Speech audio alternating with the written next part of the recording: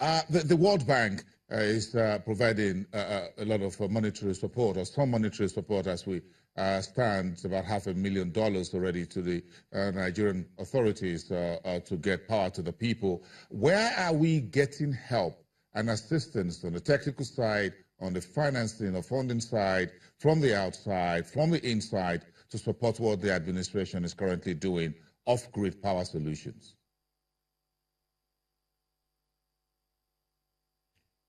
Thank you. The Power Sector Recovery Program, which is being supported by the World Bank, also has some monies allocated to off-grid electrification, about $350 million to support the off-grid electrification aspect of the Power Sector Recovery Program. The decisions should be made very shortly here with the World Bank next month, probably in the spring meetings, as to the implementation arrangements for the disbursing of these monies to help scale these mini-grids. It is what I was referring to previously as the 100,000 locations that have been audited by the Rural Electrification Agency. It's in collaboration with the World Bank. So the idea is to get enough data about these locations and have a database where private investors can log into it and have access to this data and do even more research by themselves and propose solutions, technical and commercial solutions to these locations. And the World Bank will support, same as federal government of Nigeria, to ensure scalability of these mini-grids. Quickly, I wanted to talk about the waste to energy Mr. Jibril spoke about. I think the crux of the matter with that one is eventually the tariff. The tariff we're paying today is already, people are already having some pushbacks on it. And using waste to energy would even increase the tariff. That's the reason why we tend to use hydro and gas and more accessible sources that we have locally. Jibril, what do you consider as the right tariff, and when do you think this administration should do it? Well, the time they should have done it was yesterday. It's not today, and tomorrow is too late.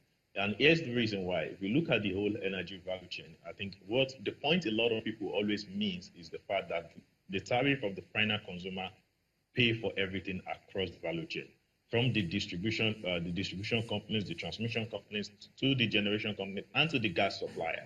The tariff, and once that tariff is wrong, the discos don't generate enough revenue, don't pay NBET enough, NBET doesn't pay the GENCOs enough, and the GENCOs are not able to meet their cost of gas. So, if you look at what the current tariff system is, based on what the system we are operating on, the multi-year tariff order, that was the latest one was in 2015, I think, and the assumptions of that tariff or that were put in that MITO to arrive at the current tariff, you see that those assumptions are basically off target, from exchange rate to the generation level that we are expected to be right now, and even to the interest rate and other factors as well. All that are off. If we have to adjust all that and come to a cost-reflective tariff, we'll probably be looking at 100% of the current tariff. I understand while a government a year to election or even in the prior year would not want to jack up tariff that high, but it is understandable that what eventually happens is that governments have to step in at different times to satisfy industry stakeholders like the GENCOs and basically subsidize the consumption of the masses. And why I think this is very disheartening to the industry is in the sense that while government is focusing on subsidizing consumption of electricity, all these funds could otherwise, if the tariff are appropriate, all these funds could actually be used in developing the systems. For instance, the transmission network that still remain with the government, in terms of mapping out our gas pipeline network to deliver gas to power plants that are not receiving enough gas. So all that should be the focus. Jibril, May I respectfully cut in there? We need to take Mukhtar's views in Abuja before we wrap up. We have just about 2 minutes left here. I'm sure you've listened now to Jubril's, Mukhtar, you've listened to Jubril's views on. So when do you think the Buhari administration will be comfortable enough to raise electricity tariff? By how much? And do you think off-grid solutions will be part of that thinking when that is eventually done? Thank you. So, like I said previously, we are currently on a path to cost reflectivity of the tariff. I'll give you a brief history of the tariff since the inception of his administration. In February 2016, the first thing the administration did in the power sector when it came in was to tackle this tariff issue head-on. You know, the tariffs were deemed non-cost reflective, which obviously creates shortfalls across the value chain.